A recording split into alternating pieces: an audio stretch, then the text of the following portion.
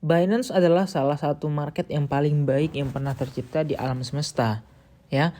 Jadi dia bilang lah, kok lu promosin Binance dari sekarang gitu kan. Padahal bukan dari sekarang. Aku tuh udah join di Binance itu 2020 dan udah start promotion karena kami tuh di aliansi pencinta Binen gitu ya. Bukan biji nenen, Binen gitu ya.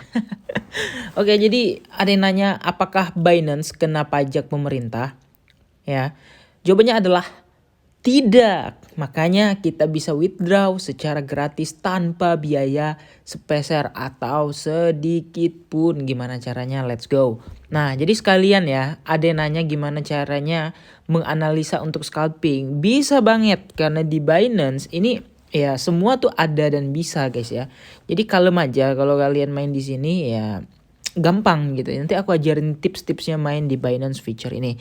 Tapi sebelumnya karena ini profit aku hari ini, bukan hari ini, kemarin maksudnya, hari ini belum trading. Ya nggak banyak dan aku udah sisakan juga untuk masukin ke margin lagi ya. Jadi aku withdraw segini aja. Nah, jadi aku kan jadi tokennya itu kan ada yang USDT, ada yang BNB juga kan untuk bayar fee-nya. Nah, jadi aku convert semua jadikan BNB. Nah, jadi kita akan menjual BNB-nya ini.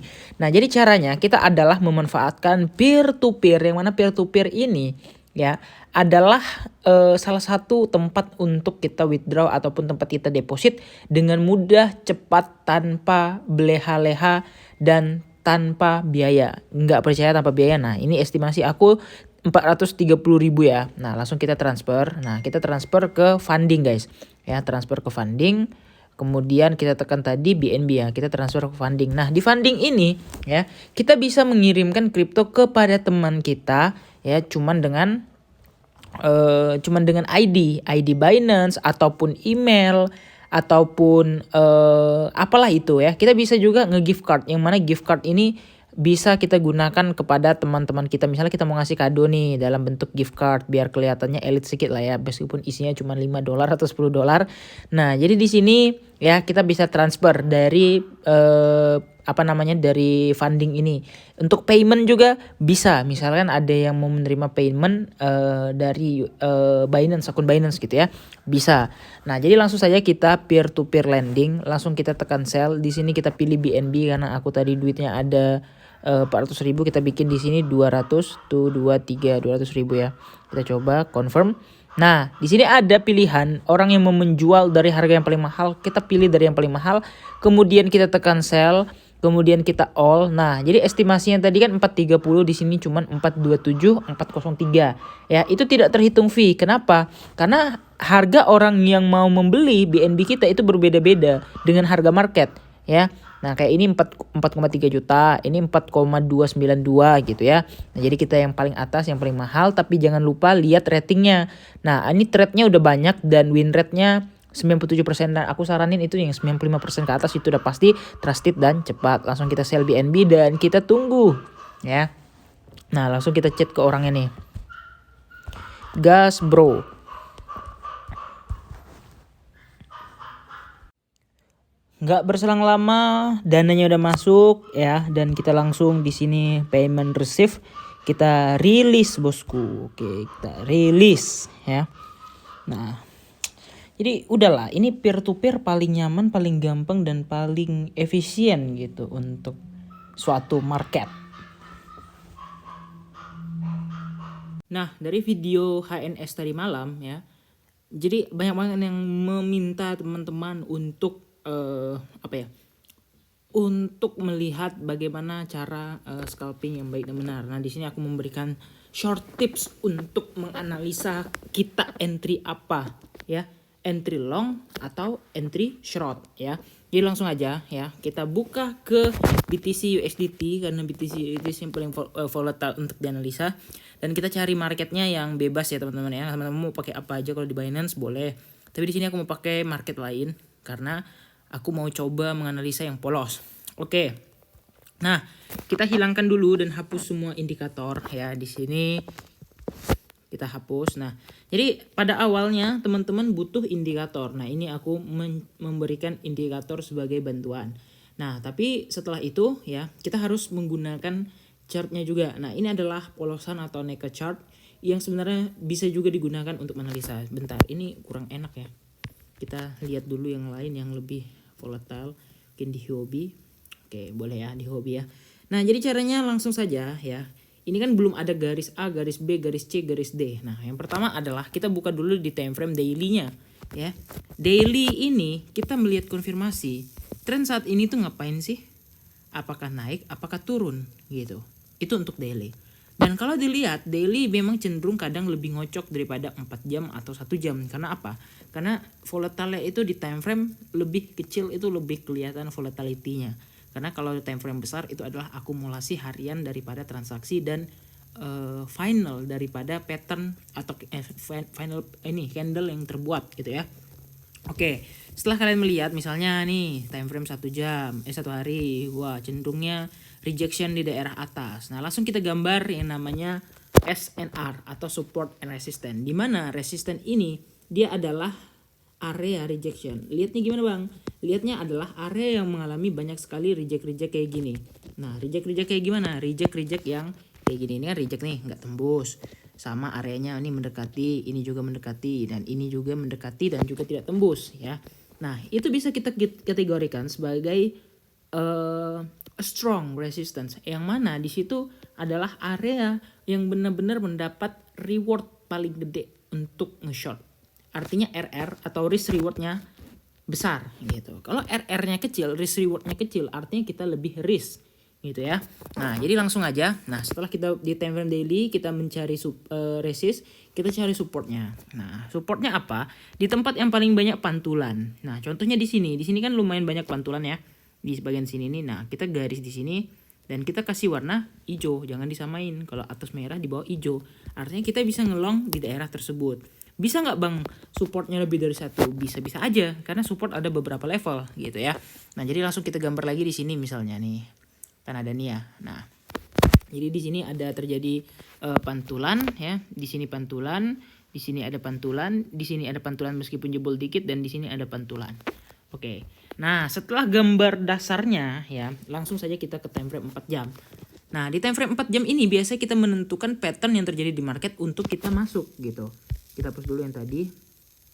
Nah, habis itu kita tambahkan indikator. Nah, ini yang paling penting untuk melihat konfirmasi.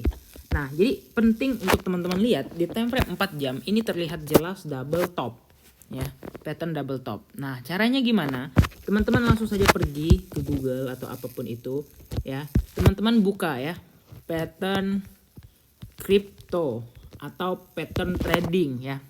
Di situ ada banyak banget pattern bullish maupun pattern bearish. Teman-teman harus hafal. Intinya harus dihafal. Pattern bullishnya gimana, pattern bearishnya apa gitu ya. Nah, kalau kayak gini ya, reversal pattern yang artinya ada seperti double top, head and shoulders dan yang lain sebagainya. Kita harus hafal ini guys. Karena dari hafal itu kita bisa menentukan entry selanjutnya itu bakal mengentry ke arah mana gitu ya. Nah, ini HNS ya, head and shoulders ini double top. Dan kalau kita buka lagi di time 1 jam itu kelihatan banget HNS atau head and shoulders ya. Nah, ini kelihatan banyak banget pattern bearishnya yang memang harus harganya tuh turun seharusnya. Nah, ini udah HNS ya. Nah, jadi setelah itu gimana bang? Menentukan titik entry ya dan menentukan titik take profit. Oke. Jadi langsung aja kita ketikkan FX. Di sini kita indikator yang aku pakai adalah yang pertama kita ketik aja divergent indicator. Yang mana divergent indicator ini adalah RSI. Sama dengan RSI, bedanya di sini kelihatan lebih bull diff mana bear diff-nya. Kemudian kita tambahkan lagi ya UCS garis underscore SMI. Nah, ini indikator orang ya guys ya, indikator buatan orang di TradingView ya. Jadi emang aku selalu pakai ini. Ini untuk stochastic momentum index. Nah, kita tekan pakai oke. Dan sudah ada di bawahnya. Nah, jadi sebenarnya butuh dua ini aja. Nah, untuk konfirmasi biasanya kita wajib menggunakan EMA atau exponential moving average. Tapi biasanya EMA-nya kita ganti kalau nggak 100, kalau nggak 99 atau 100 ya kita pakai 200. Tapi kalau untuk long term benar-benar kita pakai 200. Nah, ini untuk yang 200 dia kayak gitu ya. Untuk time frame 1 jam. Nah, ini kan udah kelihatan pola rejection yang harusnya setelah konfirmasi kita harus udah nge-short dari atas harusnya. Biarpun dia ngocok-ngocok lagi tapi kelihatan itu polanya pola bearish. Nah, untuk konfirmasi, aku sarankan ya, Kalau kalian mau risk rewardnya gede, kalian entry short ketika di atas kena garis merah dan bersilang baru turun. Oke. Kalau misalnya sebelum garis merah gimana bang? Tapi udah bersilang. Ya kayak gini ya. Sebelum garis merah udah bersilang. Endingnya apa? Ngocok. Belum sampai bawah udah dinaik ke atas. Gitu. Intinya yang paling aman kalau kalian intinya lah mau risk rewardnya gede itu ketika dia kena ke garis merah ya. Dan dia sudah bersilangan. Nah kayak gini, ini baru garis pertengahan, baru garis biru. Kenapa udah bersilangan? Ya, itu bisa aja dikocok, malah nanti naik. Nah itu risk rewardnya kecil, yang artinya kalian gambling kalau main di situ.